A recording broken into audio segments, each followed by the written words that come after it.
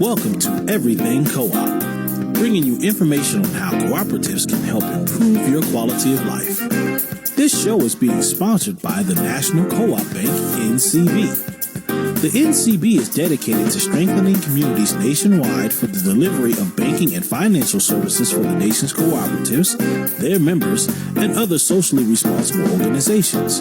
For more information on the power of community ownership, visit ncb.coop. That's ncb.coop. Now stay tuned for your host, Vernon Oakes.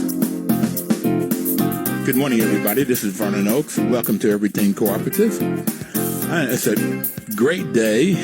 Even with this coronavirus, we can still talk about ways of enhancing our communities, creating wealth. And today we have Sarah Mckinley on the phone with us, and she's the Director for European Programs for the Democracy Collaborative and the European Representative for the Next System Project. Good morning, Sarah. Good morning, Vernon. Thank you for having me. Can you hear me clearly? I'm actually calling in from Brussels, Belgium, the other side of the ocean. Fantastic. I was going to ask you, first question is, where are you in the world? I hear you very clearly. You come across very clearly. And Great. Thank you for taking our time to be on the program to share the things that you're doing internationally now. The last time you were on, you were just right here in the district working with 20 cities in the U.S., Cites Building Wealth, I think is what you call it. Cites Building Community Wealth is what you called your book back then that you all created in 2015. So now you've got a worldwide view. Yeah, absolutely. I can't believe it was 2015. It feels like a whole nother world ago, yeah? Yes. So what are you doing, Sarah? Well, yeah, and thank you again for having me. And I heard at the opening that, it's a great day, even in this weird new reality we're all living in coronavirus. But I really actually think it's quite topical because I do think cooperatives and cooperation in general are really going to be even more important in this new sort of future we're looking at. And cooperating to meet our needs and for value rather than just for exchange, I think is going to be really important moving forward. So really excited to be here and talking about this. Well, before you move forward, let's unpack that a little bit because I totally agree with you. So that in this corona environment, I'm sitting at home now because it's just not going out, not moving or not moving very much. Go to the store or to the pharmacy. And I live in a co-op, and I called the president last night, who is ill with allergies, and said, do you need anything? Because that's what we do in co-ops. We look around and see. And she said, yeah, somebody else had called her, and we sort of brainstorm how can we do for seniors in this community, 57-unit community. So that's what co-ops do. And what you just said was that there's going to be a bigger need for cooperation, a bigger need for us coming together and working together and solving things, right? But you said something not just for transactions. You said we're going to get together for, and I don't remember exactly what you said, but not just for, and I wanted to put instead of transaction, not just for money, but for value, for fun, for life. That's Is that what you exactly mean? Right, yeah. Exactly. Co-ops and cooperation, sort of more broadly, is managing for people's needs, right? It's working on creating use value rather than exchange value. So we're not just in this transactional, as you said, exchange. We're actually finding ways to meet each other's needs and add value to our life.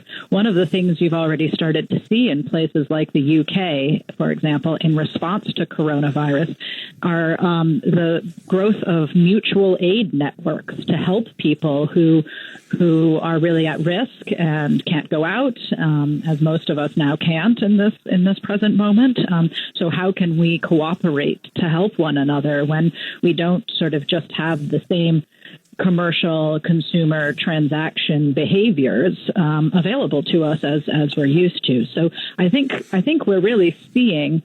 And you've seen this all over for human history, that people cooperate to meet their basic needs. And you see that happening a lot in informal economies in communities that aren't aided by our current system. You see people coming together, cooperating, meeting each other's needs in a mutual and supportive kind of way. So we're seeing that happening now as a more common phenomenon during this coronavirus epidemic. And my hope is that we can use that as sort of how we move to a better, more humane and more sustainable way of having our needs met as a society as we learn and grow from this moment, from this inflection point. So that's the hope. And you're seeing it happen kind of organically. How can we really tap into that as we try to make change from this pretty scary and anxious moment? How can we find that silver lining and use that as a model for our future? Totally agree. And matter of fact, Sarah, we've been online now with this program 6.5 years, and we were only going to do it 1 month. And one of the takeaways that I've gotten by talking to people like you for 52 times in a year is that the basic sort of, the premise for people, particularly if you go back to tribes and communities, everybody had to work together. Everybody had their role to play. And that if anybody didn't get done, if you didn't go get the wood, you didn't have fire. You didn't have fire, you didn't have food or warmth. So everybody had their thing that they had to do. Men went out and got food, killed it at first, and then brought it in, and women cooked it or whatever they did, or the women became the gatherers. So you had these kind of different roles, and if people didn't do their role, the whole community went down. And I just think that's basic, natural human needs, working together, getting together. Yeah, which is anti the Lone Ranger or John Wayne of I pulled myself up by my bootstraps, I'm number uno, which we have become. And I was all in that in capitalism. I'm going to do it on my own. That didn't work too well for me. So, yeah, I like this. And it's interesting. We start here with the coronavirus that you picked up right away, is that hopefully the silver lining will be we'll get back to more and more of that we help people. Because right now I think there's 3 people in the world, 3 billionaires that have more wealth than the bottom 50%. That's absolutely right. And a completely unsustainable statistic, right? Yeah. Well, it's just more and more people will die. That's what it looks like because they don't have the basic needs of food and shelter and health care. And this is what this health care coronavirus is making us look at the health care system of delivering health to people when they're ill. Okay, and it can break down because you don't have swabs. You definitely don't have testing here. But if you had the testing kits and you don't have the swabs to apply the testing kits, it's so much. It just rolls all the way through. Okay, you're supposed to be talking. So the question I asked you was, what are you doing in the UK? Well, and thank you. I think it's all related, right? All of these things are connected. And so when we spoke last, which, as you said, was about 5 years ago, we were working in 20 different places around around the country in the U.S., examining what cities were doing to help build community wealth. So how to help create means for not only creating, but keeping wealth circulating in community, in the hands of residents and people within the community who are doing the work and can benefit from that wealth, and rather than having that wealth extracted from their community, which so often happens in other models, particularly in the corporate capitalist model. So real quickly, that was Austin, Texas, Boston, Burlington, Vermont, Chicago, Cleveland, Denver, Kansas City, Keene, New Hampshire, Madison, Wisconsin, Minneapolis, Newark, New Orleans, New York, Oakland, Philadelphia, Pittsburgh, Portland, Richmond, Rochester, and Seattle, Washington. So you're all over the U.S. looking at these cities. That's right. And in that report that we wrote then, those were really just examples. So we were highlighting some of the places that were really moving forward in various ways to advance some of these models of building wealth locally.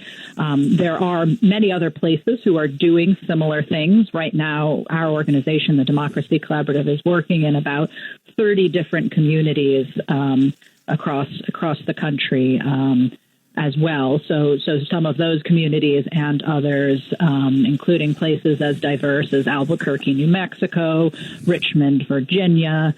We already mentioned New York City and Cleveland, and now more and more internationally as well. And just for folks on the line who maybe didn't hear that broadcast, just to sort of contextualize cooperatives within that sort of concept of building community wealth, cooperatives are one mechanism of many, of an ecosystem of a more inclusive local economy that can build institutions that create and circulate wealth locally in communities. So when we talk about community wealth building, we're talking about sort of an ecosystem of local institutions, including co-ops, including local finance, which could also be cooperative finances, credit unions, so on and so forth, but also institutional partners like hospitals and universities and city governments that are all working together to connect their economic impacts to communities in an inclusive, sustainable way. So it's really a network and an ecosystem that includes co-ops, but is also beyond co-ops. And I can talk a little bit more about examples of that in the U.S. and abroad, but I just wanted to sort of stop on that point a little bit just to understand that it's not just one intervention point. It's sort of a multiplicity of cooperating institutions and actors in place to sort of build a robust ecosystem on the ground, just to clarify that. I'm glad. And you said inclusive local communities, and so that's everybody.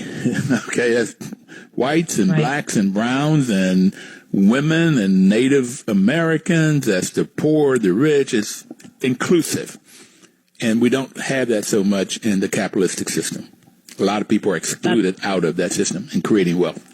That's exactly right. And just to sort of focus on that point of inclusivity, it's not only including everybody, but it's particularly focusing on those communities that have been, quote unquote, left out from traditional economic activity, on those communities that really do not participate or haven't been allowed to for all sorts of things, from redlining and other institutionalized racist practices and others, to really being aware of those sort of systemic injustices and intentionally creating new forms of institutions and infrastructure and ecosystems that include those people. And in fact, if done wait. We got. I'm sorry. I was listening to you. I forgot. We've got to take a break, but we'll be right back. Okay.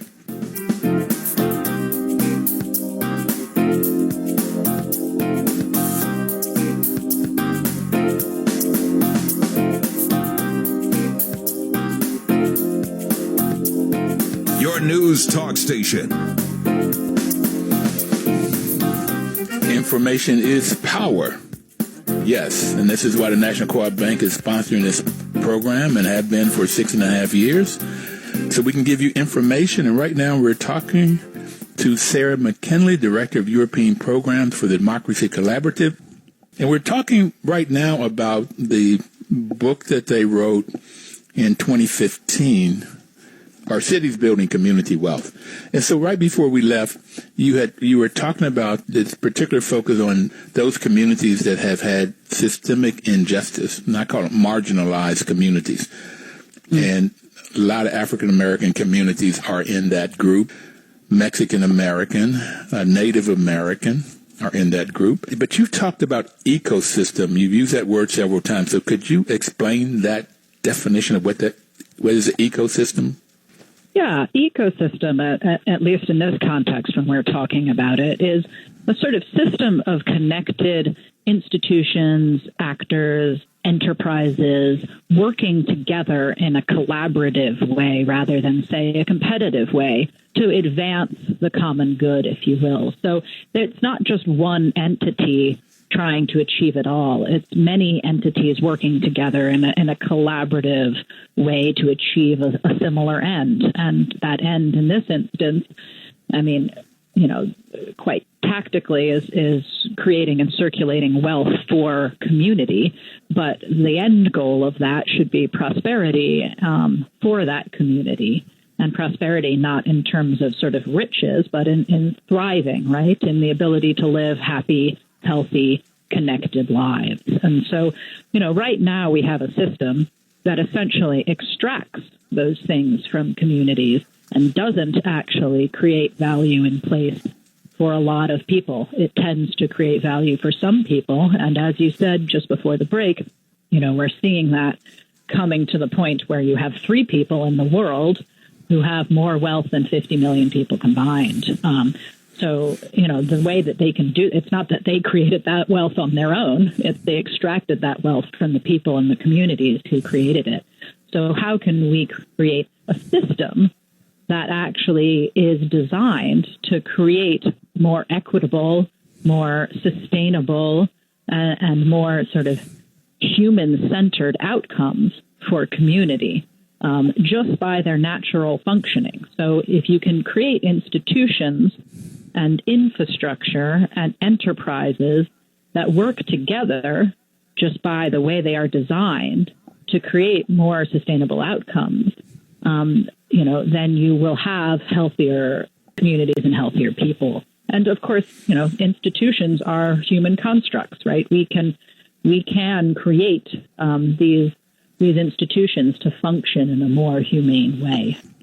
I think we are so often mired in the way that things are done that we don't step back and realize that they can be done in a different way. And then, in fact, we have the ability to reshape them. And that's why cooperatives are so powerful, because they show you that people coming together in a cooperative, collaborative, communal way can meet their own needs and create their own sort of enterprise or their own exchange in the form of cooperative banks or so on and so forth. So they're a really powerful player within a broader ecosystem. For example, a cooperative kitchen or food system needs to be connected to finance, right? It needs to be connected to buyers. It needs to be connected to institutional buyers. It needs to be connected to end users and so forth. So it's not a standalone solution. It's part of a whole system. And how can every piece of that system designed in a way that has sort of community benefit as part? So that's sort of what we think of when we think of ecosystems and healthy ecosystems. A healthy ecosystem should be regenerative, right? It should be feeding into each other and one another in a healthy, building kind of way rather than extractive and depleting sort of way, which is what you see most institutions at this moment. So it's interesting you use the example of a food kitchen that's a cooperative. Speaking of healthy, you need good, healthy food. But in this ecosystem, and I'm looking into my head this model of you in your co-op, you have the members at the top of your organizational chart. They have the power. They elect a board of directors. And that board hires management, and management hires staff and vendors and so forth. And on the side of the board, you may have committees or you may have other organizations like technical assistance organizations. You may have the bank or credit union. You have legal and accounting people all feeding into the board in this systematic kind of way. And if you look at the sixth principle of cooperation, it's cooperation among co-ops. So you'd have this food kitchen working with the credit union, working with co-ops like maybe Cabot Creamery to buy their milk products or cheese or whatever. It's another. So you get this whole system working where each of these communities, the money stays in that community. So if that food kitchen was in D.C., then the people that own it live around this D.C., this area, and the money stays inside D.C. because when they make money, those members decide how that money is spent. So it works. This ecosystem that you're talking about, it works and works really well for the people involved. That's why I love co-ops, by the way. All right. Yeah, and that's absolutely right. And a good example of that is the work that we've been involved in Cleveland, Ohio, and that is a network of employee-owned cooperatives called the Evergreen Coops that work directly to supply goods and services to the institutional actors within the downtown core of Cleveland, so the Cleveland Clinic, Case Western University, the City of Cleveland, and others. They purchase directly from these employee-owned cooperatives that are located directly in the inner city communities of Cleveland. They're owned by their employees who share in the profits. First of all, they're networked one to another. There are currently 3 co-ops, and they're all connected to one another. So as they become profitable, not only are they sharing the profits with the employee owners, but they're also putting into a financial instrument which then can be used to help improve those co-ops, to create other co-ops, and so forth. And then there's also, above those 3 co-ops, there's actually a community board that actually runs and has a vote as well in the cooperative management. So it's not just the employees that own a part of the company, but the community as well. And there are community residents and activists as part of that community board, and they have a vote on whether or not that enterprise could be sold or not. Sometimes that co-ops, they can choose to sell out. That actually recently happened with New Belgium Brewery, which used to be an employee-owned co-op. And the employees chose to sell to a large multinational corporation, unfortunately. But this system, these Evergreen Cooperatives in Cleveland, have a community share, which means the community has a say on whether or not that can ever happen and really guarantee it there. And you're really starting to see some success at these co-ops in Cleveland. They're starting to grow. They're profitable. They're employing people directly in the community, mainly people returning from the prison system who wouldn't be able to find employment elsewhere. Those people are able to not only share profits, but participate in a housing program that helps them to buy houses in the community so that they can stay rooted and have assets in the community there. But most recently, and this is when you're starting to see the real potential for local scale in these kinds of ecosystems, the Cleveland Clinic came up with a contract it had with Sodexo, a large multinational corporation, for their laundry. And they put that contract out to bid, and one of the co-ops, the Evergreen Cooperative Laundry, went in at that bid and beat out Sodexo. So they actually got the full contract for all of the Cleveland Clinic laundry. And as they were able to do that, they then bought out the Sodexo facility, the plant. Oh, good. Yeah, it's huge. And none of those employees lost their jobs. So no one lost their job. All of those employees at the Sodexo plant are now on a fast track to become employee owners with the cooperative. And they all got a raise to a living wage. And again, no one lost their jobs. And so that's a great story. That one cooperative doubled in size. And again, you're seeing an improvement in the quality of life for all of those people who were formerly working in Sodexo. So it's a really exciting story to see that kind of scale potential. And then lastly, I know I've been talking for a bit here, but before you move on, so there are 3 co-ops. One is, I want to say a farm. They make vegetables. The other one is the laundry, and then creating solar panels. So you've talked about the laundry and how it has grown, and I had wanted to visit it 3-4 years ago when Stephen Dubb was on the program. He was the first one that told us about this. I think he was the first one.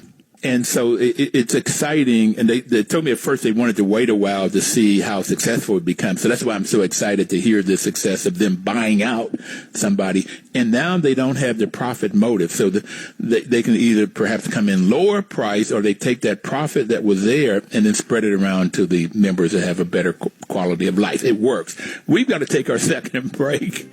And after we come back, I want you to go back into this other testimony I think you were getting ready to tell us. We'll be right back.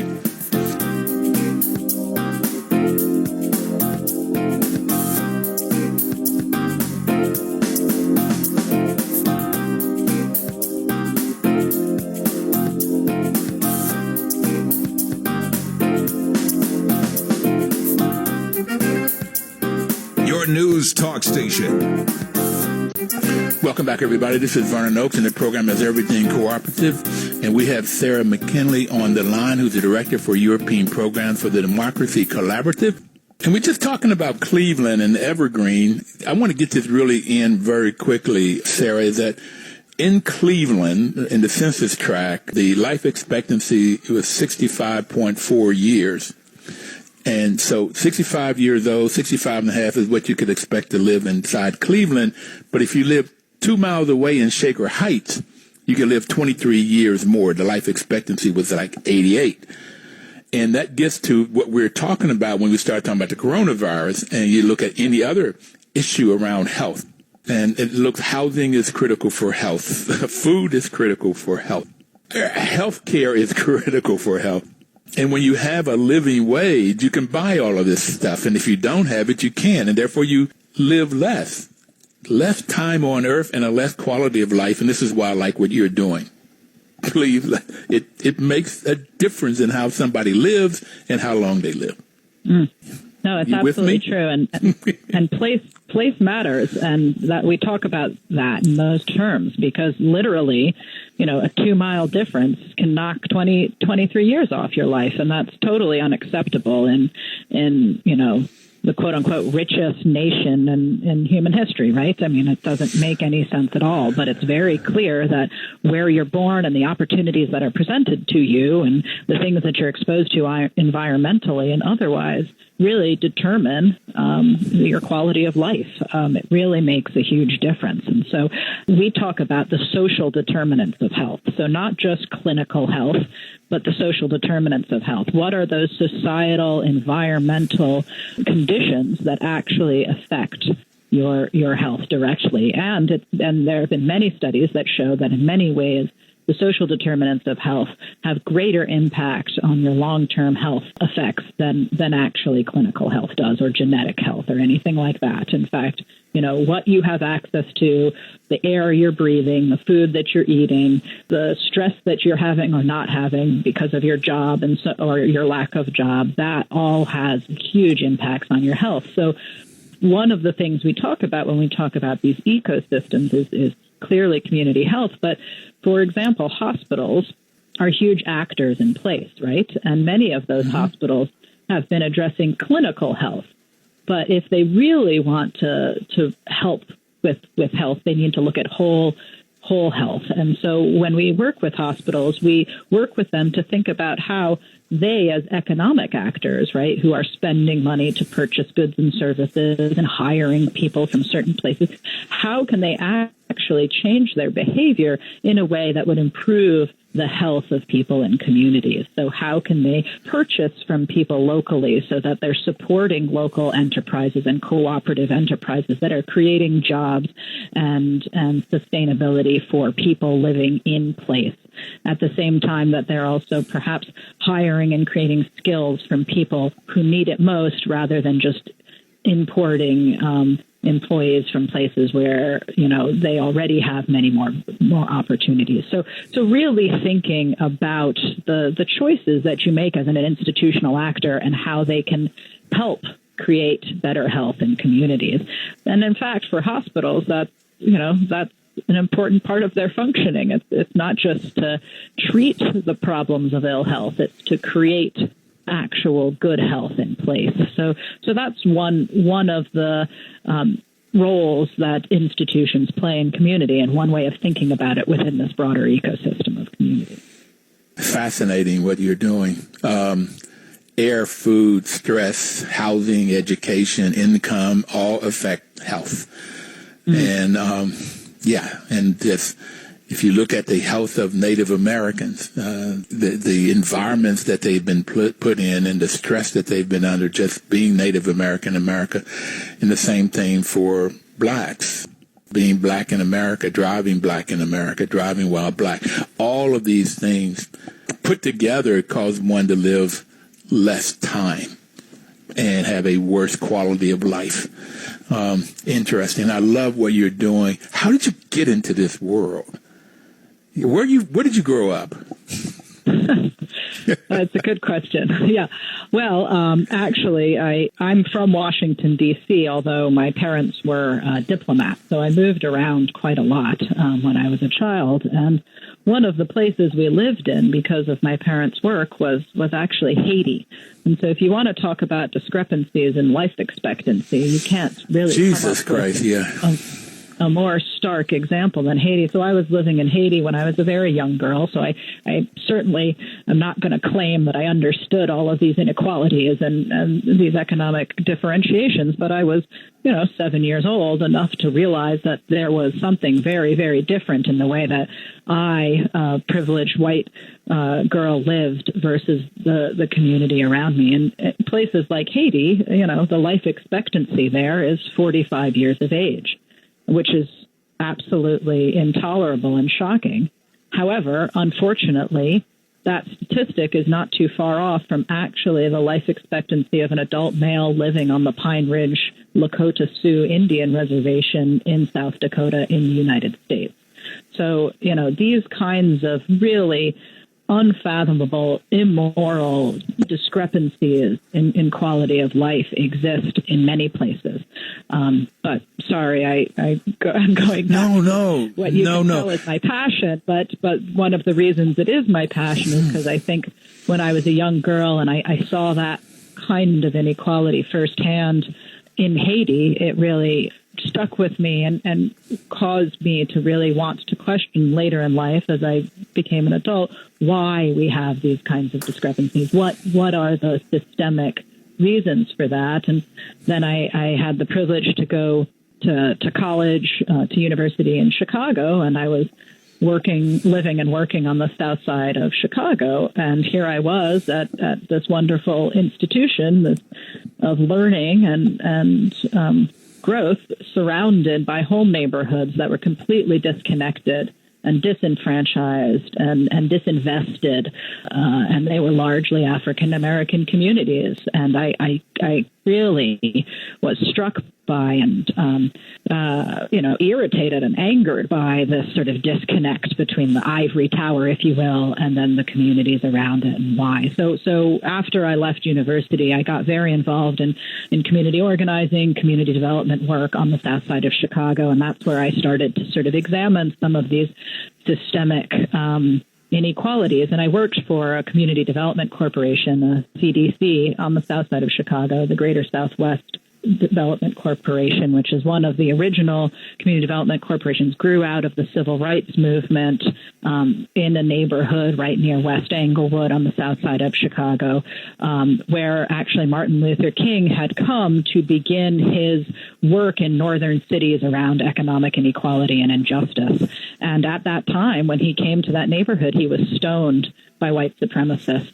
And then, 30 years later, when I was working in that neighborhood, which at that point had been sort of beginning to change from a largely Eastern European white immigrant community to an African American community, was now entirely an African American community and incredibly disinvested and in sort of decline and so on and so forth, just in terms of infrastructure and so on and so forth. So, working there with this community development corporation, they were really doing powerful things to organize and to push back against sort of corrosive city policies and so forth, and to build housing and to create, enterprise and so forth. But they could only get so far before they really hit up against a really sort of confining regulatory framework, ability to access funds, ability to create new institutions in their community. And I found that really frustrating. And so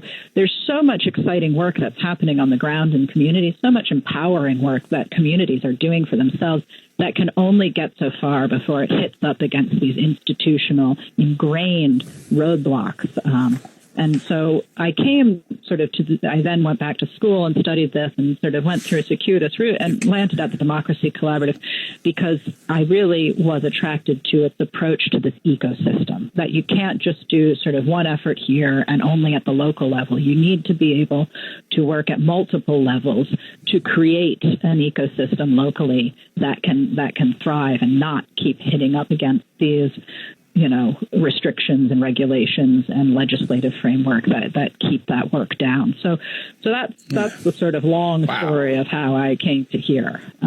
Well, no, that's a great story, but you said I'm sorry once, and you have nothing, your passion comes through, and you just need to let it come on through. Do not apologize for that passion. By the way, do you know Dr. Stacy Sutton, who's in College of Urban I don't Planning, know her. Public Of course, Affairs? I know of her, and she was just recently on your show, wasn't she? Was that last week before? Yes, and she's doing some similar work, and I think you guys would really hit off. And she's very easy. She's easy to talk to, and she's very passionate also about this work. And her work is creating cooperatives in these cities. What cities are? Right. She calls them cooperative cities, and what causes this to happen. And she labels different cities, and some of them are the same cities you've been talking about. Matter of fact, I didn't get a chance to look, but I think all of the cities she's talking about are in your group also. And she's looking at and stratifying them a little bit different from the way you're doing it. Okay, so that's how you got here. And I've been to Haiti, and I just almost cried a couple times I've been there. And just the soil and vegetation, and it's real poor. Okay, got it. Economic injustice. So you looked at these 20 cities in 2015, and somehow you're got to Brussels and the UK. So how did you make that transition from here in D.C., working with Democracy Collaborative, to going to Europe? Well, and most of our work at the Democracy Collaborative is based in the United States and has been. We're now going into our 20th year, and so we've been doing this for 20 years in the United States. Now, how it jumped the Atlantic is, as most good stories, kind of organic, right? It wasn't planned. It just sort of happened. So our president, Ted Howard, spoke at International Conference for Cooperatives, the ICA conference in Manchester in England, in 2013, I think it was, or thereabouts, maybe 2012, I can't remember. But at that time that he spoke there, he was talking about the work we were doing in Cleveland, and it was still early stages in Cleveland, but really talking about this notion of community wealth building and creating ecosystems for cooperative local economies. And so he was presenting on that, and in the audience was a young city councillor from a city called Preston in the north of England, about an hour away from Manchester, a former industrial city. And they had their city council had just been in the process of coming up with a development plan for downtown. And they were really struggling to revive the downtown core of the city that had really been hollowed out by deindustrialization and disinvestment and years of austerity in the UK, where their government funding is just utterly cut off from the national level. So really struggling small city. And they had come up with this development plan whereby, a big outside investment company was going to build a Which mall. is the normal way. That's the normal way. But Sarah, we're going to take our final break. It's amazing how fast time goes. But just a quick recap. You had a great history, D.C., traveling around with your parents. You saw Haiti, went to the University of Chicago, looking at Chicago and all of the stuff there, came to the Democracy Collaborative, and now you've jumped over the Atlantic and you're working in a town that had poverty, again, poor, and using these things that you've learned since then. So when we come back, I want to get more into Preston, which you're talking about, and get your final word of what you want to tell people, your final thoughts. And we'll be right back. Please don't touch that dial.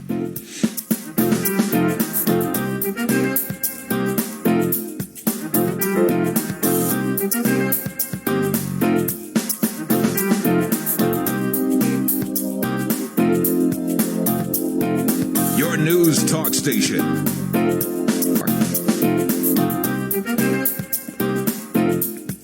Information is power. National Co-op Bank is sponsoring this program. NCB's mission is to support and be an advocate for America's cooperatives and their members, especially in low-income communities, by providing innovative financial and related services.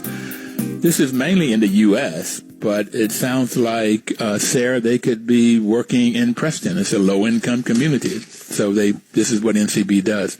So you were talking about Preston, and you jumped over, and the president of the Democracy Collaborative was speaking, and this young council person came up because they were looking at doing normal, trying to go outside and get a big box, some industry to come in and give them all these tax breaks, give them all of this stuff, and the local people have to pay for them to come in to create jobs. So what happened then? Well, actually, what happened was that project utterly collapsed in the wake of the financial crisis of 2008. So they had been planning this, and the big developer basically pulled out because they weren't going to do this. They had lost blah, blah, blah. And so it fell apart, this plan to, quote unquote, save downtown of Preston. So at that point, when our president came and was speaking in Manchester, they were really looking for alternatives. We need to do something, but we don't know what. And they heard the story of Cleveland, of these networked cooperatives connected to local institutions who were redirecting their economic outputs to those local cooperatives. And this council member, Matthew Brown, thought, aha, we can do that. Even though we have a very small budget, and even though we are really suffering because of, we don't have an industrial base anymore, we still have something. We still have assets, right? We have a university. We have a hospital. We have city government. What can we do to make this kind of change ourselves locally? And so they set about developing an integrated strategy to redirect the institutional spending of both the city and those local institutions to local enterprises and to the community. And so they've been doing this now for over 5 years. They realized that both the city and the county had a combined spend where they were spending money of over £1 billion per year. And so they did a whole analysis of where that was being spent and how, and then they started to redirect portions of that into local community. And in the process, they've redirected £700 million back to local enterprises and local small businesses. At the same time as they're doing that, they're starting to think, well, how else are we impacting our local economy, and how can we do it in a more intentional way? So, of course, the city has a pension fund for city employees. Most pension funds are invested in Wall Street to make as high a return as possible for pensioners. Well, what if they were to take some of that pension fund and actually invest it into the local community? So they started investing more of their pension fund locally to build social housing, or what we would call affordable housing. So they started using their pension fund to create investment in their local community. At the same time, you mentioned NCBA.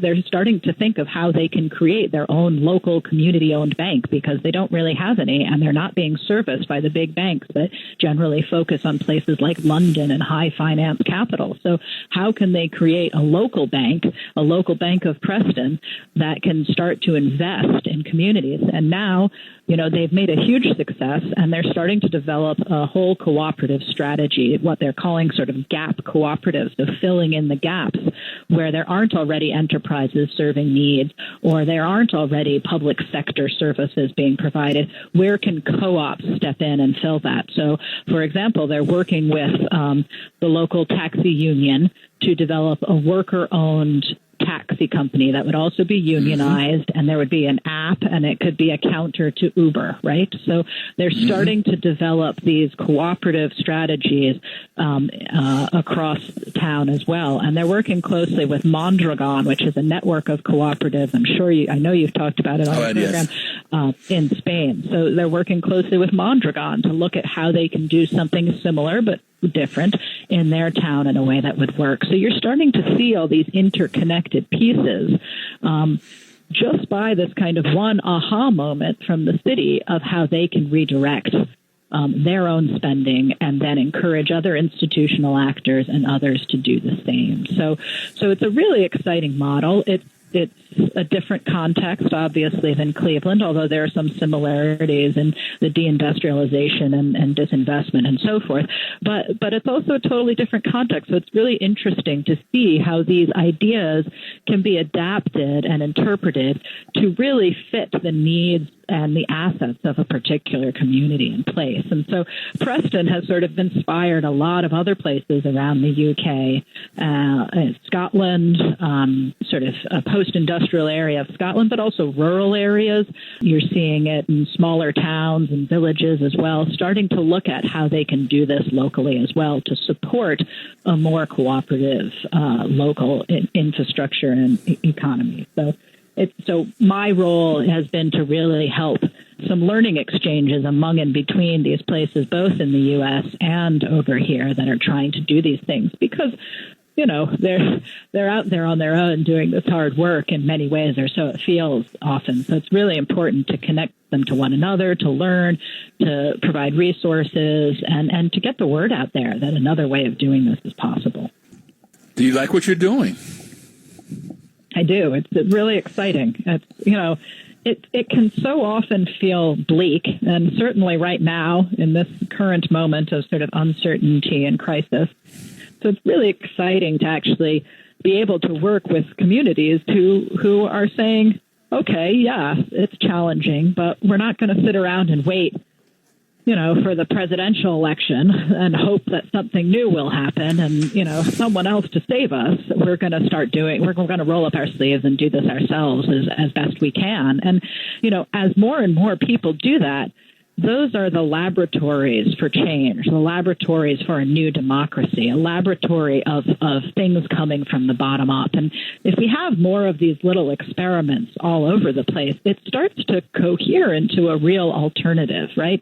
That we don't just have to settle for the way things are done. And, we started off the program kind of talking about this coronavirus moment and how it's showing sort of the failings in our current system, but also showing us that there are some opportunities locally. And so I really think we need to start looking at these really rooted local community economies as an alternative for where we can go. And, I think at this moment of coronavirus, we're going to need some assistance at many levels, and we're looking to the state. We're starting to see sort of the state step in interesting ways.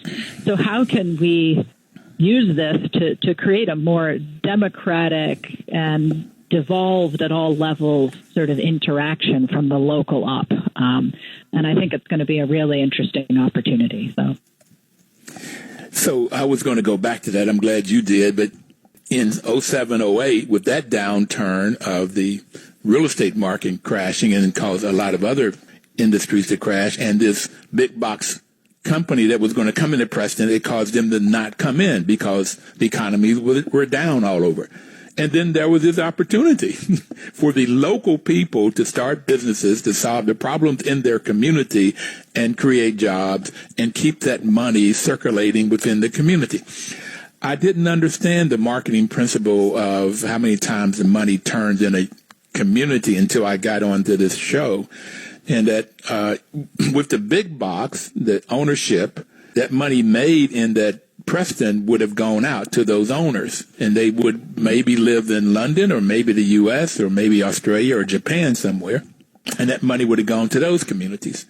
Where when this local co-op owns it, that money stays in the Preston, and the people in Preston buys food there, and they buy their laundry there, and they get their haircuts there, and all of this, so the money stays there. And if you get this bank, then it would turn it over maybe instead of 5 turns, maybe it'll turn it 8, 9, 10 times. And you just continue to create wealth. Yeah, phenomenal. Love it. And absolutely. Preston has done some studies that the money that as they use the term, they say repatriate. So they repatriated this money back to their community, meaning they brought it back from somewhere else. And they've done studies that show that actually 80% of that was from large multinational firms that were headquartered in London and that most of their assets were sort of engaged in finance and Wall Street. So they weren't taking money from other, small enterprises elsewhere. They were bringing money back into their community that was otherwise, in places like London and the Cayman Islands and so forth. So really bringing that back home. So the other thing that brought out is that the cooperatives are based on the values of, the first one is self-help. So people get the chance to solve their own issues and not look for somebody else to come in. Got a minute left. What would you like to leave people with, Sarah? What's your message? Well, I think that's a really good point that you end on it, in that, people are doing this work. They've been doing, this is not new, right? People have been cooperating and collectively working to meet their needs in community forever and ever. So it's happening everywhere. And so I think the goal now is to really connect it to one another and to scale it. And I don't mean just for growth's sake, but in a way that really starts to benefit as many people as possible in place.